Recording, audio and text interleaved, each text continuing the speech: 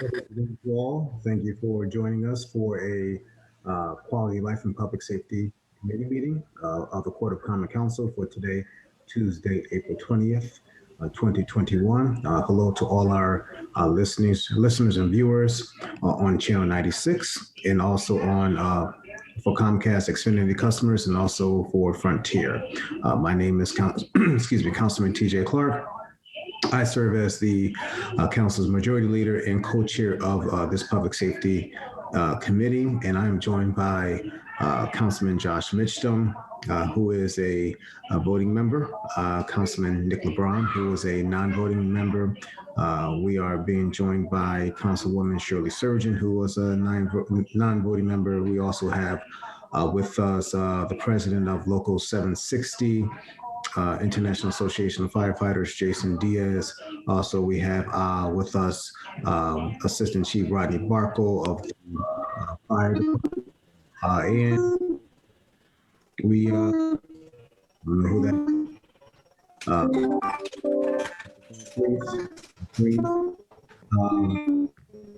we also Corporation Counsel Natalie Guerreri. They have been joined by Councilman John Gale. Does anybody hear? Or is it that? Nobody hears that feedback? Okay. Yeah, I don't know what that is. And as a full disclaimer, the coming from John Gale.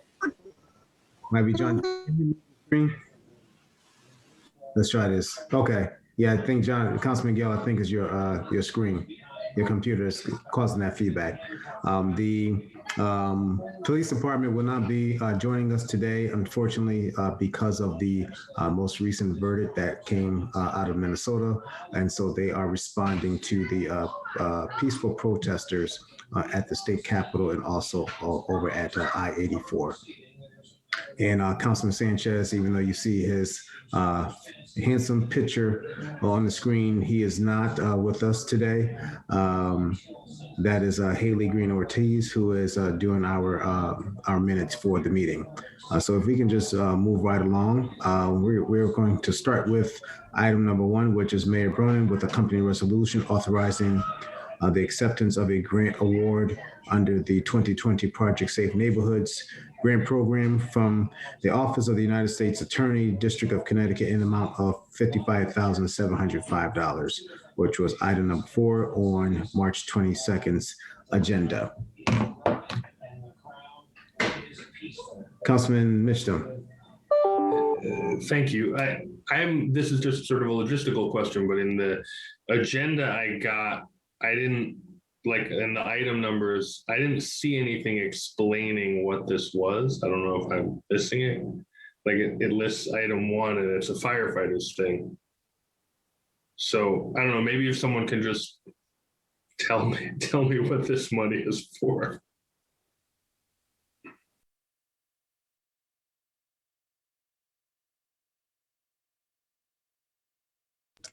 Majority leader, if you like, I can forward him the item if you like. For Councilman Mitchell. No, that's fine. But also too was going to say, yeah, that the item I just looked at your email. That item that's attached to it is an incorrect one. However, I would encourage my colleagues to try to look up the March 22nd's agenda to get that. Yeah, Councilman, if you would just shoot that over to me, I'd be much obliged. Yeah, no problem. This is a pretty straightforward grant. Attorney Fiola Guerreri, do you have any additional information regarding this grant now? Obviously, the police department cannot speak to the grant because they are not present, but if all of us can just go to the March 22nd agenda and take a look at that, and we can have a discussion about it.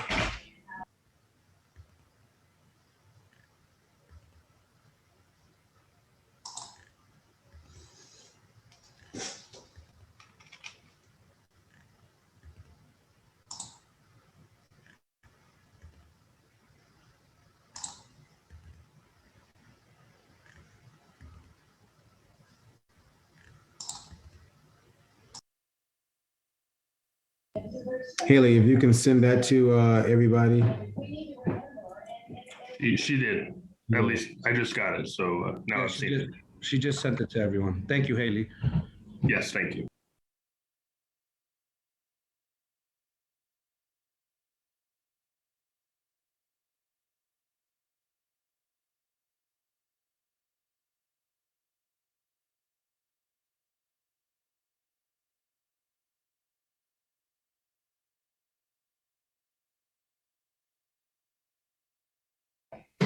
Everybody have it? They're reviewing it?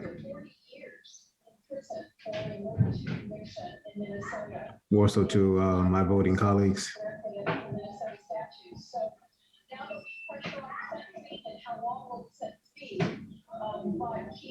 Three key areas for this grant is a 15-year, 15 two-year record scout commercial licensing for existing license plate readers, the gray key phone extraction software, and overtime funding for proactive auto theft operations.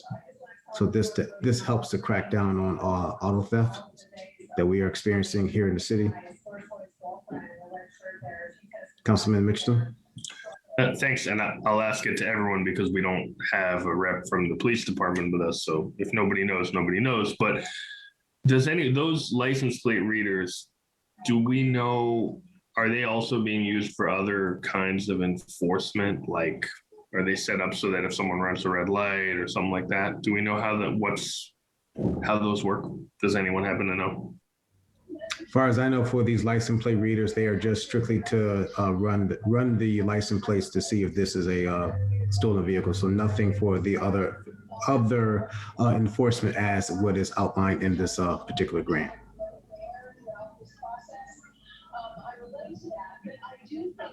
Any other questions?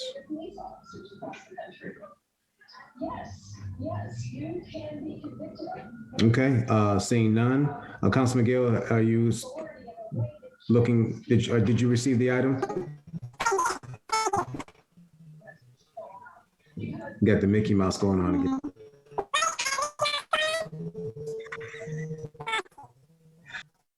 All right, let's try to I would like to entertain a motion for this item.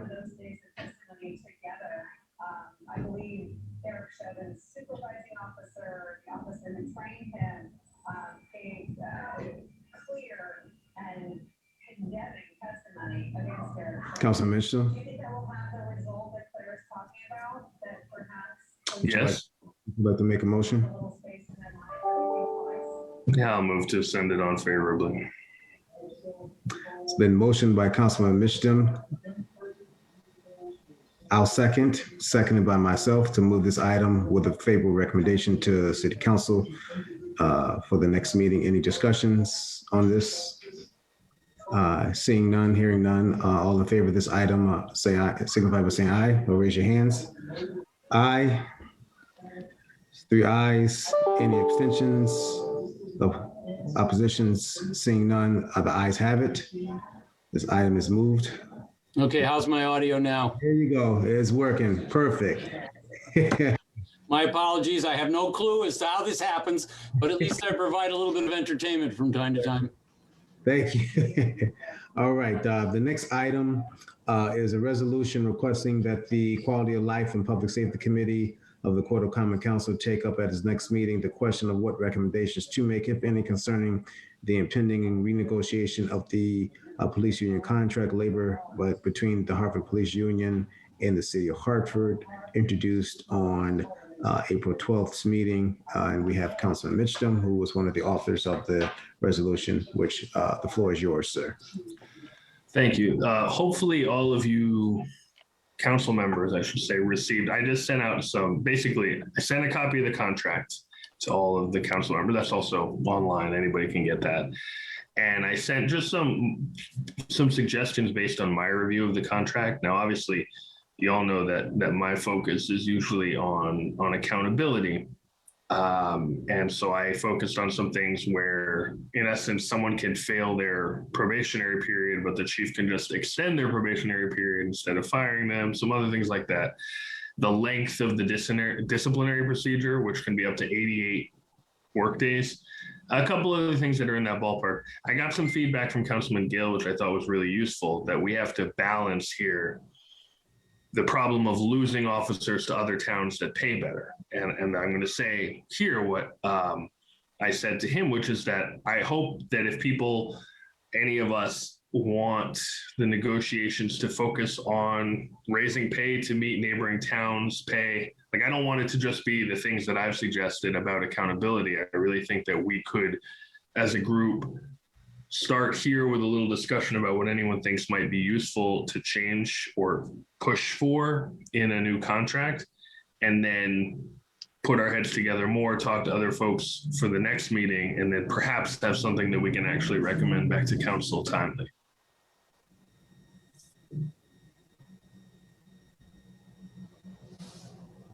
Anyone, thoughts? Well, I will chime in. My question is, I mean, we know that we have no type of input in the negotiation of a union contract between any union and also to the city, which includes the mayor's office, the mayor, the corporation council, as well as HR's labor union. So I'm not sure what type of input that we can provide that might be substantial enough to shift negotiation or influence more so negotiation of a contract. Keep in mind, I believe that the police union's contract is not up for negotiation for another year. Am I correct? Is this year? I think it's next year. Corp Council, help us out. I'll have to look that up. Pretty sure it's this year, but I think the point stands. First, let me respond to what I'm looking it up now, but. Oh, I beg your pardon. Yeah. It's going to take a little bit if you want to keep going while I'm looking here. Thank you. So let me respond, Majority Leader. Right? It's definitely true that we as a body can't force the negotiators or the union. We can't force them to do anything, but we do vote on the contract ultimately. The council does. And I think also, we have a role as the representatives of the people of the city to just voice publicly what our constituents are telling us, what we think are priorities. And obviously, that's all it is, right? It's advisory. It's us saying, please focus on these things, which are of particular concern to our constituents. But that has value, madam. Yeah, the contract is effective until June 30th of 2022. And with regard to issues of police accountability, I just want to remind everyone, since I'm the assigned counsel, there is a police accountability review board. And their purpose is to make recommendations. I just throw that out there.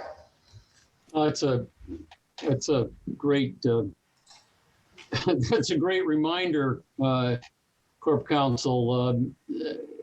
Certainly it strikes me, Councilman Mictum, that many of the suggestions that you've made may be the types of things that this brand new Police Accountability Review Board can and should take up. And that's not to say that we can't also take them up, but it may be that this is a body that can give these things a little thought and come back to us that with something that either supports or doesn't support the individual particular recommendations. Let me just say that, and you alluded to it, Councilman Mictum, that when my response to you this afternoon was a concern that unfortunately I don't think Hartford has such great bargaining power that we stand in a position where we could set out requirements of our police department that are dramatically different from other towns. I think we already are facing a competitive disadvantage that I'm hearing more and more about. And that's certainly on pay. Obviously, I think if we paid the guys twice as much as they were paid in Rocky Hill, we could demand many more things. But I think that if we're not paying what officers are able to get in other towns, it becomes very difficult for us to attempt to demand more than these other towns. And so part of my response, and I would guess all of council would share the same feelings, is, you know, if we feel strongly about certain things, these should be things that perhaps are mandated by the state. Things where the state of Connecticut says, look, this should be in every police contract, and then nobody has the ability to outbargain one another. We don't have to compete with Rocky Hill over it. It's what the state mandates as being in every contract. So, long way of saying, I mean, I'm open to listening to all sorts of things. I'm just not sure how much we can or should do at this particular point in time.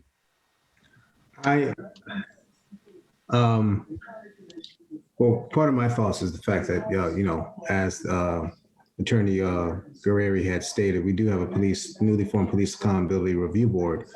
So I think this particular resolution is something that they would be in position to discuss as part of their charges, talking about police policy, keeping in mind that, again, there is no representative of the council that is allowed inside the negotiation room when this is contracts are being negotiated. So I hate to put it this way. So whatever our will or talking points may be, that potentially could be thrown out the window if it's a make or break situation on whether, let's just say, the union is bargaining for more water in their cars, and the city is saying, no, you'll get less water. To that degree.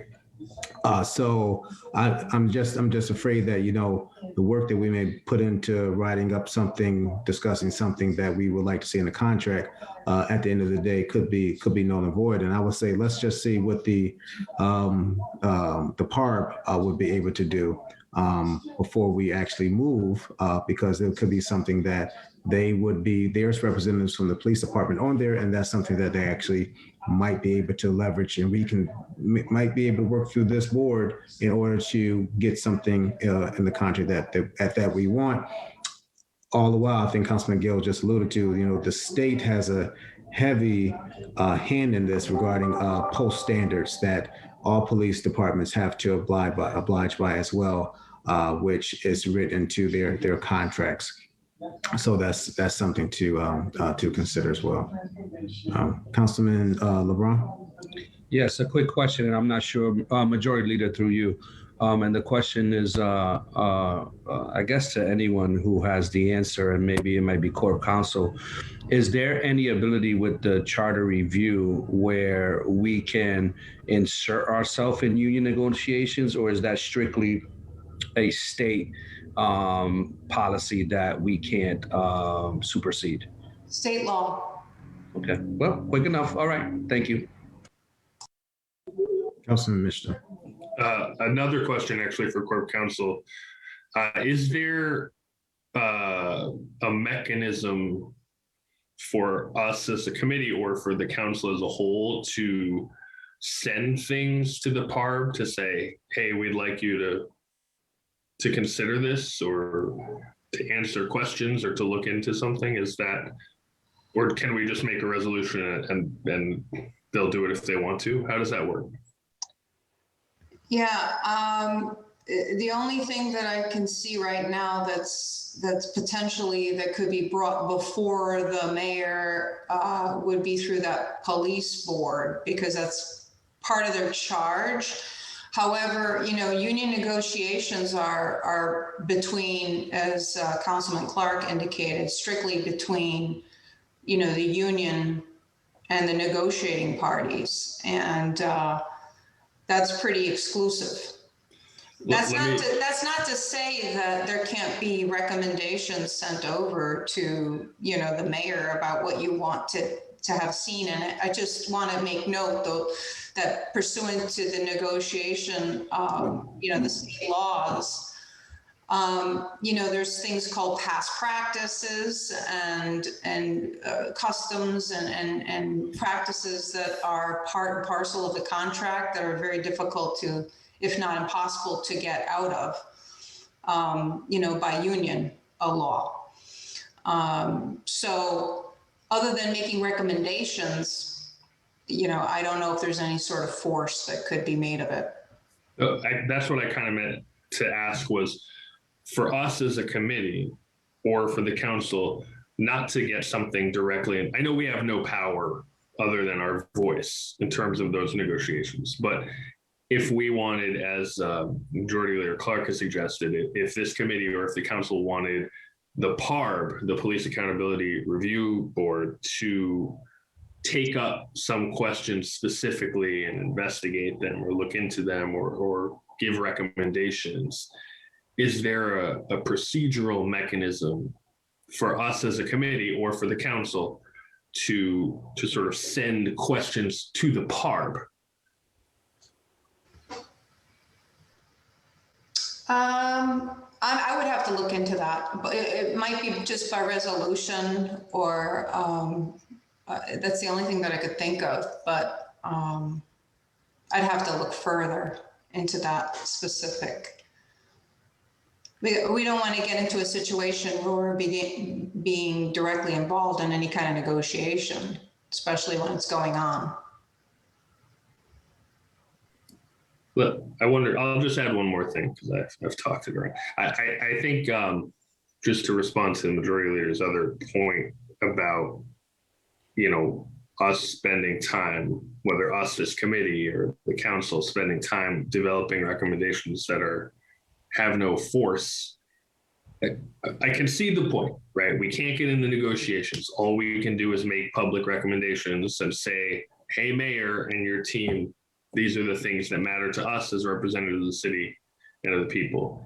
But we do that all the time as council, right? We call on the mayor to, I think just last council meeting, we called on the mayor to look into what's at the root of the homelessness problem. I mean, is that enforceable? Can we come back later and say he didn't look into it well enough? I mean, that's part of what we do, is we act as a mouthpiece for the people. So I guess I would move that we postpone this, if only to find out if we can send recommendations to the PARB and to discuss it more amongst ourselves and come back to it next month.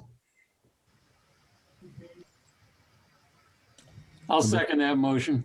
Right, the motion's been made by Councilman Mitchell to postpone this item to the next Quality of Life and Public Safety Committee meeting, while it is determined if we, the committee, are able to submit a resolution of this nature to the Police Accountability Review Board. It's been seconded by Councilman Gale. Any discussions? Hearing none. All in favor of postponing this item to the next Quality of Life and Public Safety Committee meeting, signify by saying aye. Aye. Aye. The ayes have it. No abstentions, no opposals. This item is postponed until the next meeting. All right. Moving on. On our agenda item number three is resolution requesting that the director of the Department of Emergency Services and Telecommunications, along with Hartford's Chief Operating Officer, provide an updated report at the next scheduled Quality of Life and Public Safety Committee meeting. This item was brought before this body at our last meeting last month. I move that this item be postponed respectively out of respect for Councilman Sanchez, who has also indicated that new radios are going live April 27th. And so we would like to get a report from that for next month's meeting. I'll second that motion. Motion's been made by myself, seconded by Councilman Gale, to postpone this item until the next Quality of Life and Public Safety Committee meeting, with also a report to follow up regarding the rollout of the new radios. Any discussions on this? Hearing none, seeing none, all in favor, signify by saying aye. Aye. Any abstentions, any opposals? Hearing none, seeing none, the ayes have it. Excuse me, this item is postponed until the next the next Public Safety Committee meeting. Would like to recognize Council President Valerie Rosado, who has joined us as well, who is also a voting member. Now we will have a presentation from the Hartford Fire Department. Chief Barco, we're in your hands. Thank you, Councilman Clark, and thank you, all the council persons for having me on. Apologies that Chief Freeman couldn't make it. He was attending a captain's promotion in Wilton. If you don't mind, Council President and Majority Leader, I'm going to attempt to share my screen and let me know if you have that.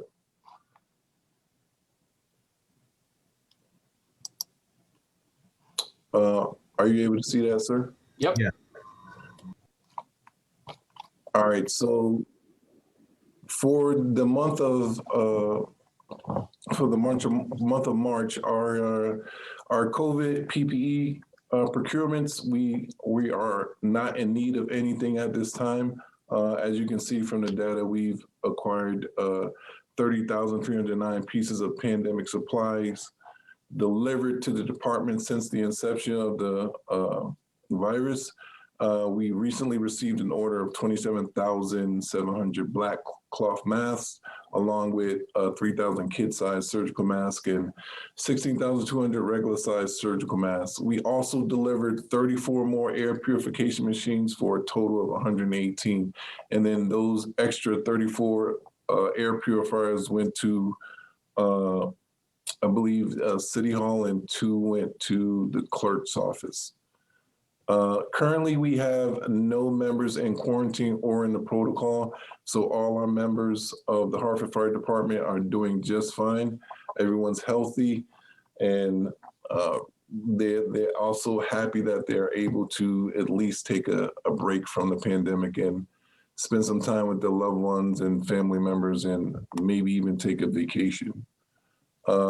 For our recent community partnerships, we partner with Know That Neighbor and HPD for free PPE giveaway to the community.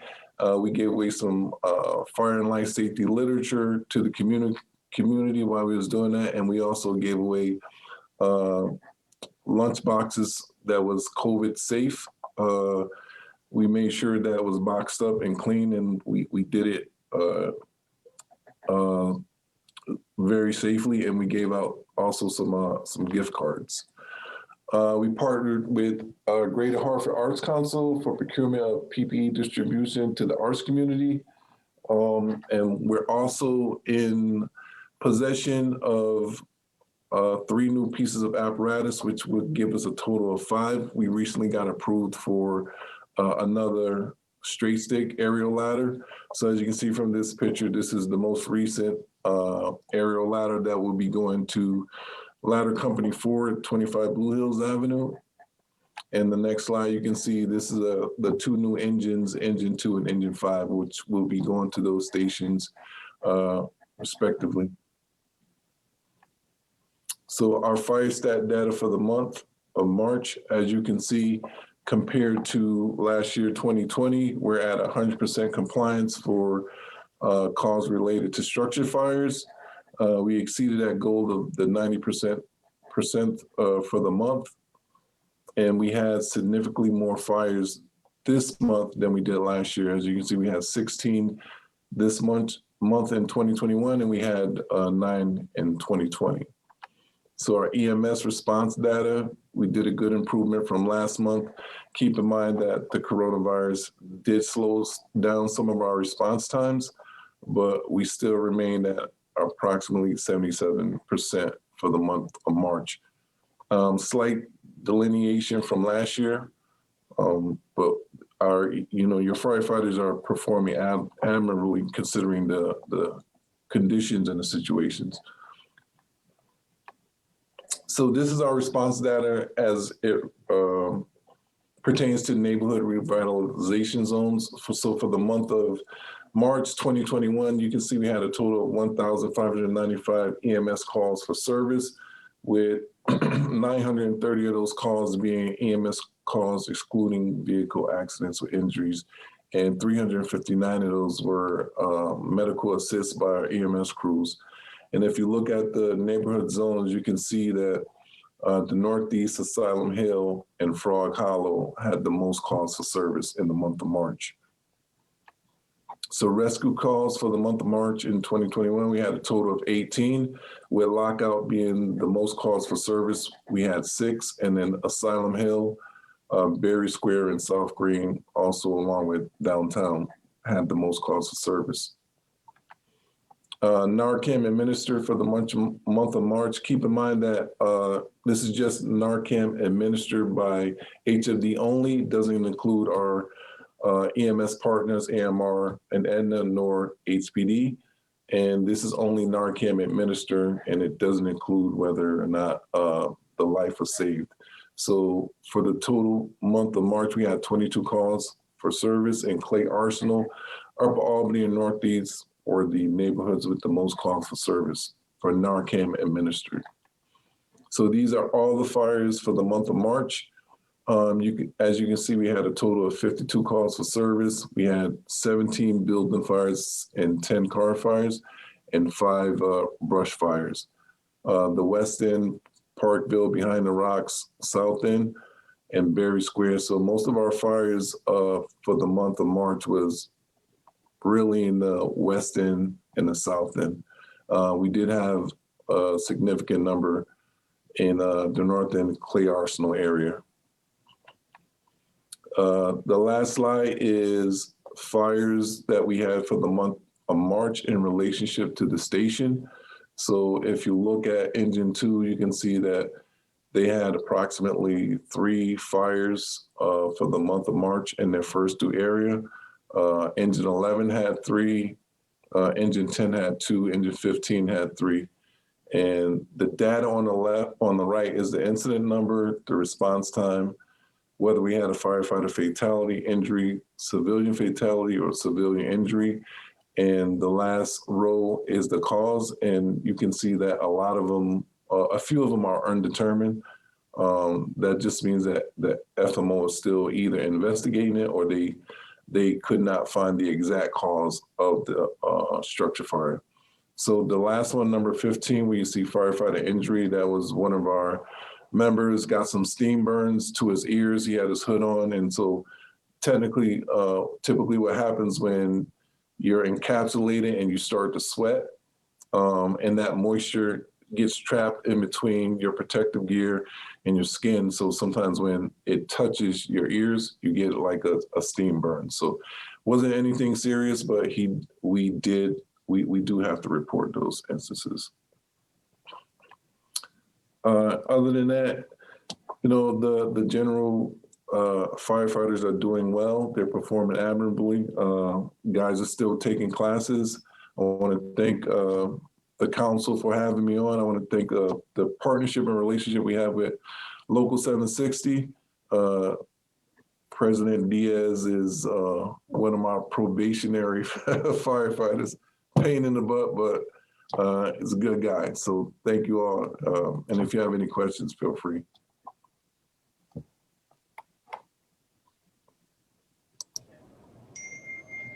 Thank you, AC, for that. Any questions from our committee members, colleagues? Councilman Gale. Yeah, thank you, Mr. Chair.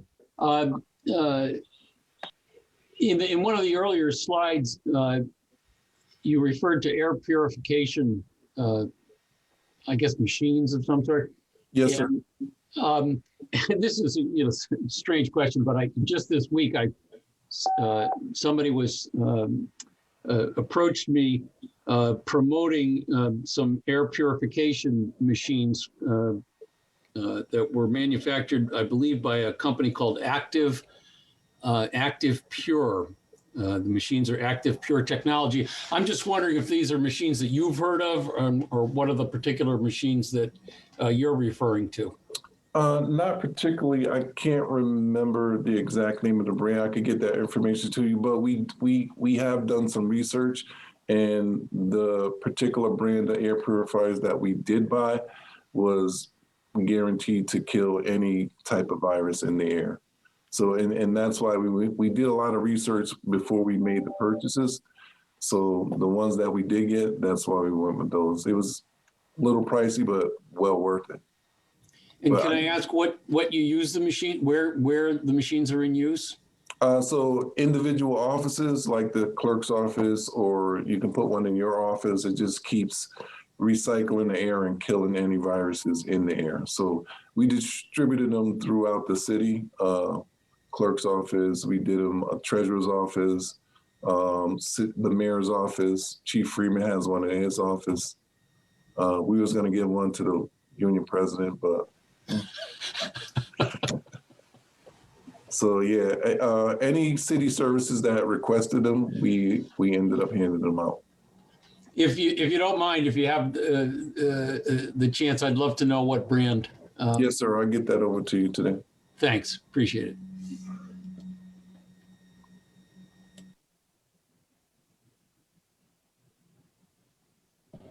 Any other questions? No questions. I just want to make a comment through you, Chair. Thank you for the report. And council offices, I believe, has 4 of those units, and council chambers has 2. So thank you for that. Does this mean we're going back live pretty soon? That's the plan. Can't wait. Have no control over it. Actually, an email was actually sent out from my office, I believe, and it actually came from Corporation Counsel. I asked him to write something up for us as to where we were. And technically after May 20th, we should be back in person. But anything can change, so we'll see what happens. Bring Councilman Clark in from the cold. From now, but let's just see what our colleagues in the General Assembly continue to discuss along with. It's been beautiful weather. You know, we could be just meeting in the park. Good, yeah. We have flexibility these days. Any other questions for Chief Barkle?